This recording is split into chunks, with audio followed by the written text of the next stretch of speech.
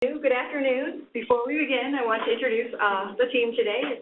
My name is Lena Brokoff. I'm with the Institute for Defense and Business, and I am here today with Ti Medley from Blue Cross Blue Shield of North Carolina.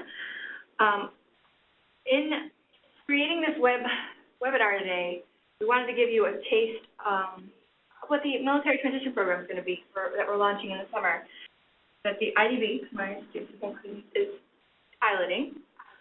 Jeff, you already know about it because we've talked. But it's designed for transitioning service members with the intent of helping them get through that transition overflow of information. One of the things when I was getting out that I struggled with was where to find the best credible information for my resume tips, because somebody told me 50 different versions, how to interview, because I just read on Google, it said we're this. Connecting you, a part of our transition program is connecting you with your desired industry professionals to help mentor you through that process, figure out if that's what you really want to do, get you on a path to success, is how I like to say it. So we're really our approach is to be high touch, to support you one-on-one throughout the process, throughout the program, and all, even after the program. So we're going to keep connected with you until you find a job or a promotion. Some of you already have a job, but would like a promotion in your job or moving up in some other way. So that's what the military transition is designed to do. This is just a taste of it, like I had mentioned. And now I'm just going to pass it on to Ti with all that flubbing around. Ti? Hi, good afternoon. So my name is Ti Medley. As Lena mentioned, I am a recruiter on the talent acquisition team for Blue Cross Blue Shield North Carolina.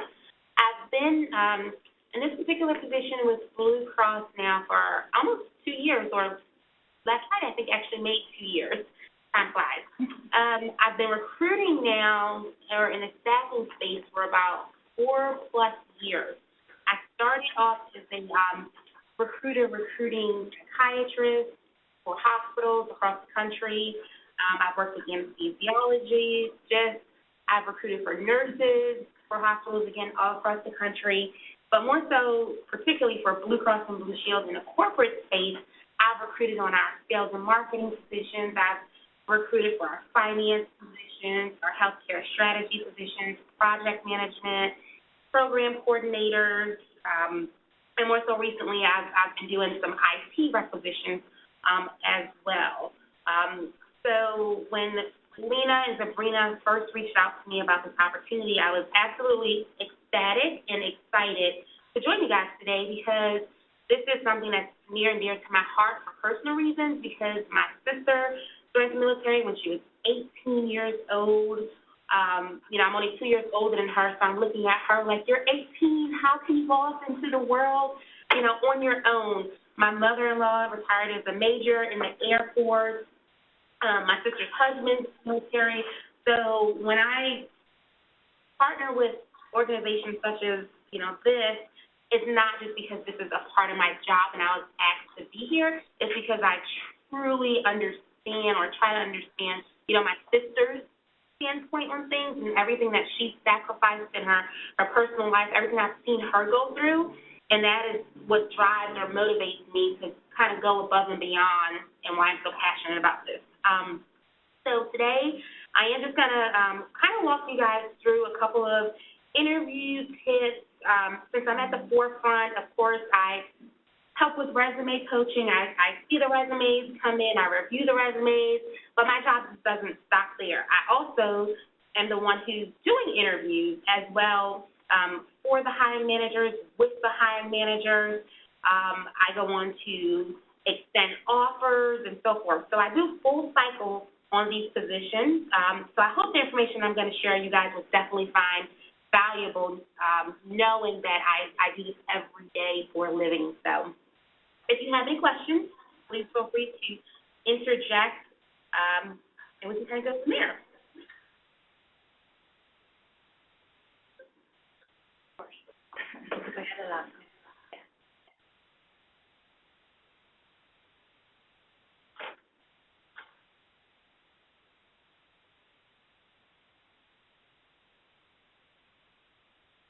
Perfect. All right. congratulations. You guys have done a phenomenal job of crafting your resume, getting your resume organized, customizing your resume. You've probably spent hours and hours of submitting different job applications because, truth be told, it does seem like every job application, it maybe takes 30 to 40 minutes now with all the information that we require. So congratulations.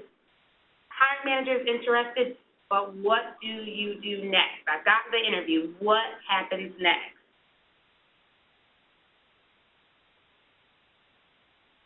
So,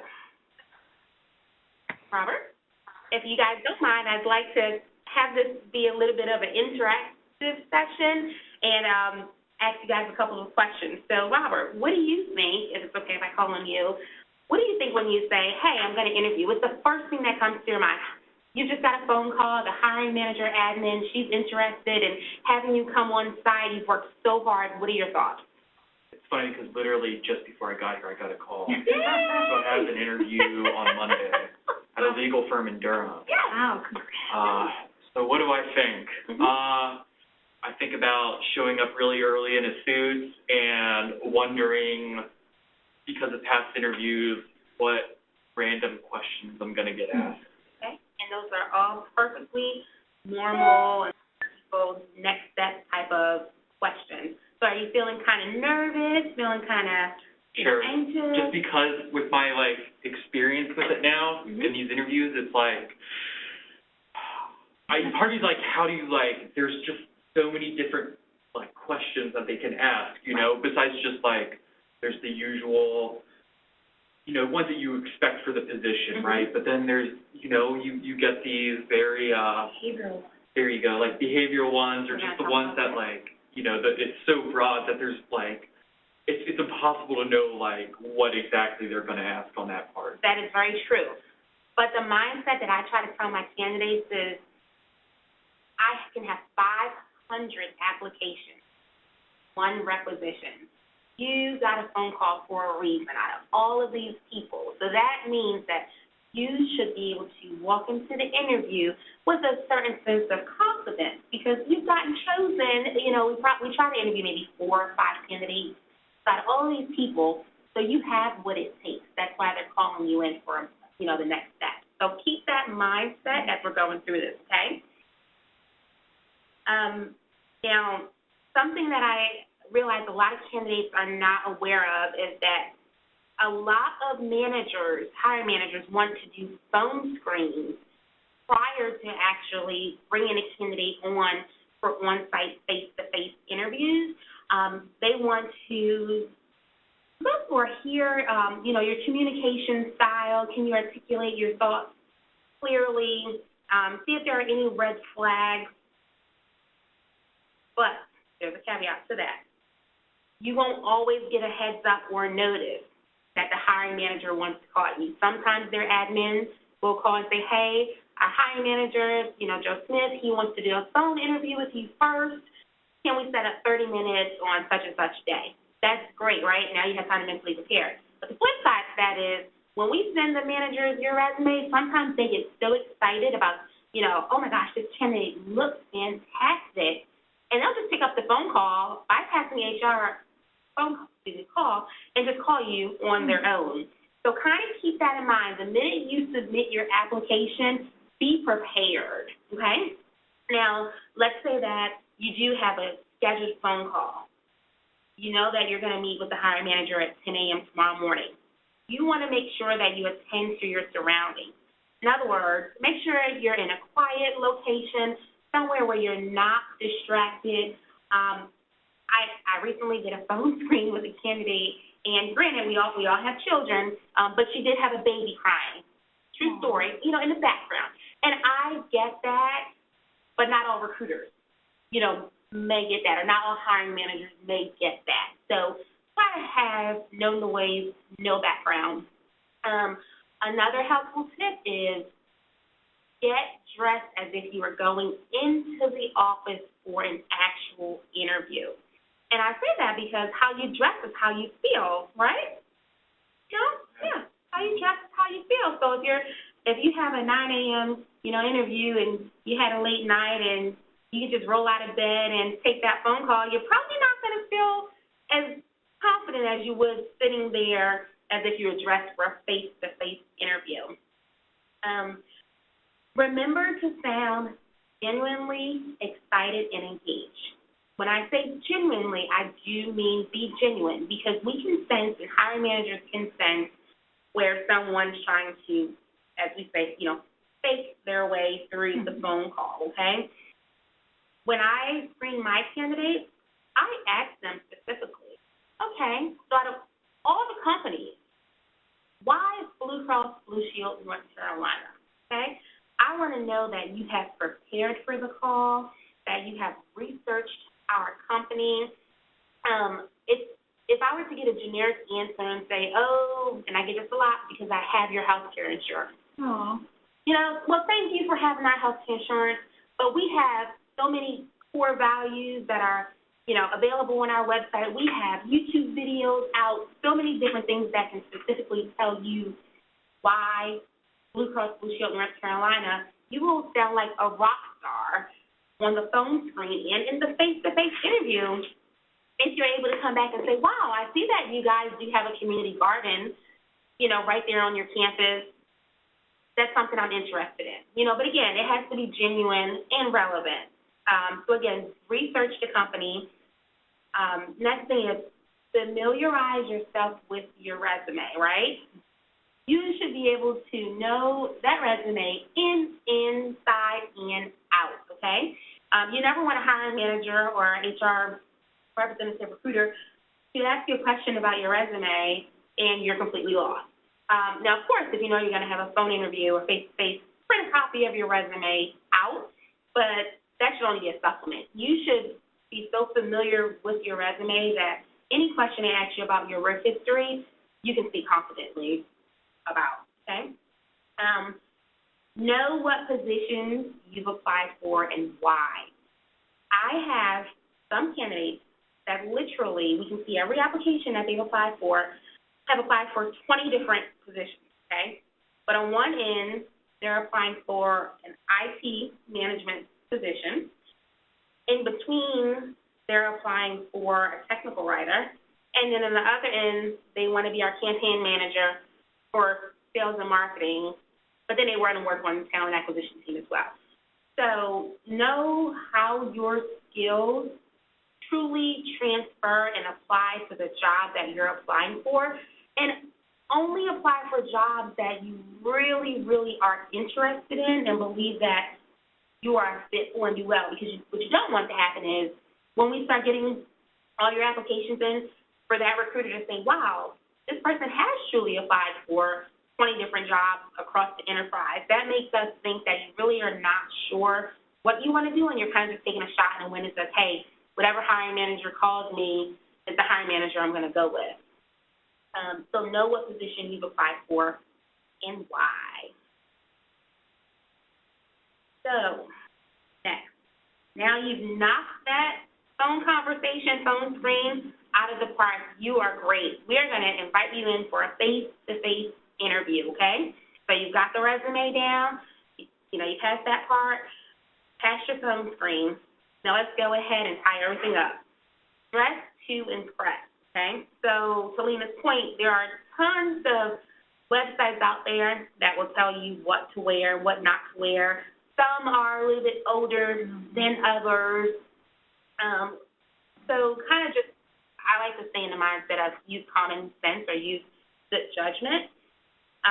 But most importantly, make sure you present yourself neatly. Make sure your clothes are clean, neatly ironed. I always joke with my candidates and I say, especially in this area, well, I live in Briar Creek, I said it's $1.97 dry cleaner. You can do, 2 pieces for $4 and, have your suit pressed out, okay?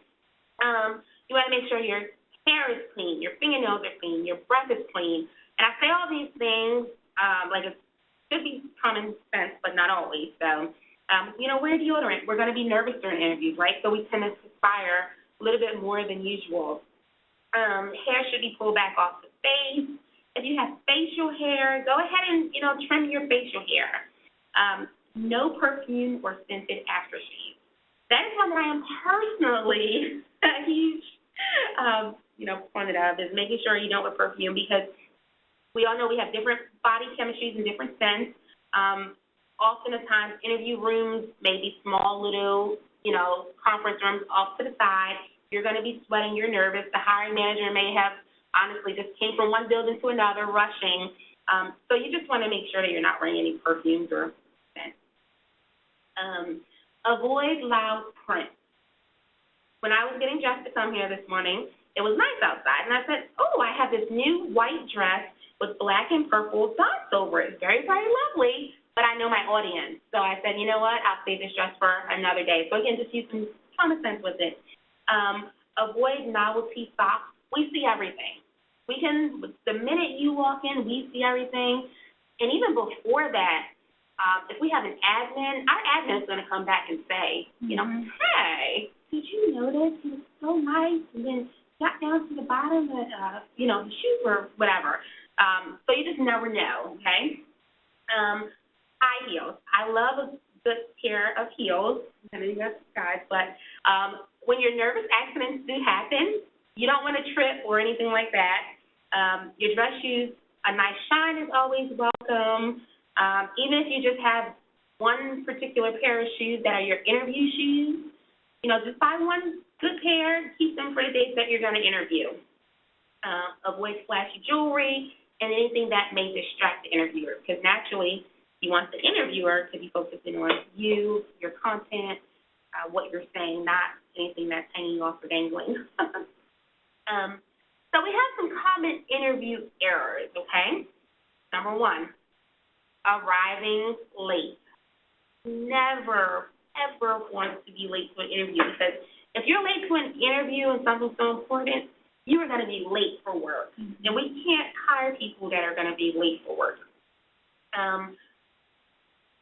We want you to arrive early, but only arrive about 15 minutes early. There's really no additional benefit to arriving a half an hour early. If anything, it makes it seem like you're a little over-anxious. So 15 minutes is usually general rule of thumb. I always say, remember that your first impressions are your best impressions, because you can't get a second first impression, okay? Well, we did have a question from Mike Hudson on the previous slide. Sure. How often does someone demonstrate they don't know their own resume? It happens very frequently. It does happen very frequently. Now, we have different, what we call, grades of positions. So it happens more so on our entry-level positions. As we start going into, software managers and project managers and so forth, they have a lot more sophistication around their skill set, so they're able to speak a little bit more in depth about their resume. But usually on, my customer service, my intake specialist positions, and I just don't think anyone has ever told them, after you do your resume, don't put it to sleep. After you apply, still know your resume. So it does happen quite frequently. Do you have any more questions, Mike? Michael, sorry. No, you're fine. I just got providing irrelevant information. So the next portion of this, we're going to actually go over some behavioral-based interview questions. When you respond, make sure just to provide relevant information as to the job you're applying for, how it aligns with your skill set. And be clear and concise. Don't have answers that are long-winded, because then it appears that you're rambling and you're trying to make up information as you go along. So, Robert, you mentioned earlier that, did you say you were going to have behavioral-based interviewing, but you did mention? Yeah, on Monday. I actually had a phone interview, and then, so I have the in-person on Monday. So did they give you a heads up that it's going to be behavioral-based interviewing? You don't know yet. You don't know yet. No. Okay, yeah, and so my point is that sometimes you don't know what type of interview. Now, there's this website out there, Glassdoor, that a lot of people go on, and they will post interview questions and say, hey, I had an interview with Blue Cross for a project manager position, and here are some of the interview questions. Well, that website's been around for a little bit now. So we, as HR professionals, are starting to get a little bit hip, if you will, aware, and say, okay, our interview questions are out there. I can give an example. Blue Cross, we're going through the process of revamping our interview questions now. But in general, behavioral-based interviewing is the trend that most companies are using, just with different questions, because past performance is the best predictor of future performance. So anytime you have a question that starts off with, tell me about a time when, or give me an example of a situation where, those are behavioral-based interviews. So Blue Cross Blue Shield, we utilize a STAR method. So when we ask those type of questions, we're looking for you to respond with a situation or task, which is the background info, setting the scenario up. Then we want you to follow up with a specific action that you took. We're not looking for generalizations such as, well, I do get a lot of customers who call in that are frustrated about their bill. We'd like you to give us a specific answer. Hey, I had customer X call in last week, as a matter of fact. He was upset about his bill because his data charges were astronomical.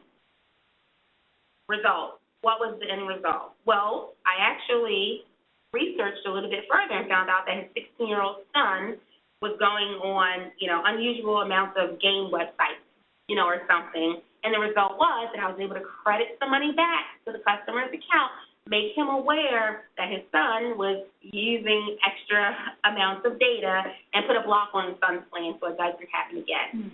So you see how I've just given a situation, I set it up, provided the action I took, and then the background. The result. And we'll try a couple of examples in just a second. But when you're giving these examples, you want to use action verbs the same way you use action verbs in your resume to get the interview is the same way you want to use powerful action verbs when you're speaking during your interview. So some examples are listed here: developed, recorded, managed. You want to be very, very careful of vague terms like supported, assisted, or handled. Powerful action verbs will paint a better picture for past experiences. So again, going back to knowing your resume, you can just take your resume and turn it into a verbal piece that would help you. Why you? State your responsibilities as accomplishments rather than activities. So an example would be activities. Answered calls from healthcare providers. Accomplished. Responded to 75 average calls per day from healthcare providers throughout the state with 99% quality scores. Which sounds better? The second, right? The first one is, oh, okay, you take calls from healthcare providers. Great job. The second one is, wow, you answered an average of 75 calls per day, and your quality scores were at 99%. That's amazing. So you want to quantify your work whenever possible. Productivity data, percent increases in sales, quality scores, money saved, number of people supervised, items processed per day. Anything that you can take from your day-to-day and quantify it is going to be a phenomenal piece to help further sell you. So let's consider this question. Tell me about a time you had to deal with an angry customer. So again, I'm the interviewer. I'm not just looking to hear a good story. I'm looking to see how you can think, how you can articulate yourself, how well you communicate. So let's try Jeff. Are you there? I am. Can you hear me? Yes. Okay. So would you like to try to answer this question in the form of the STAR method that I mentioned? Tell me about a time that you had to deal with an angry customer. I think the one time that stands out in my mind is I was dealing with a company XO who wanted to send a couple of his Marines to a pistol range that we were running, and we had to pull his Marines off the range. And he called me up and tried to read me the riot act. So, I mean, at the end of the day, he wasn't going to get what he wanted. but I just tried to maintain a kind of professional attitude. And at the end of the day, I mean, we had another pistol range. I tried to tell them we had another pistol range going in the next 2 months, so we'll try to get your Marines onto that. Like, it's not gonna, no one's gonna be harmed because your Marines have to wait 2 months to get a pistol range done. Now, and that's a great example. So as you guys heard, he was able to clearly set up the situation, the task, he gave me his action, and what the result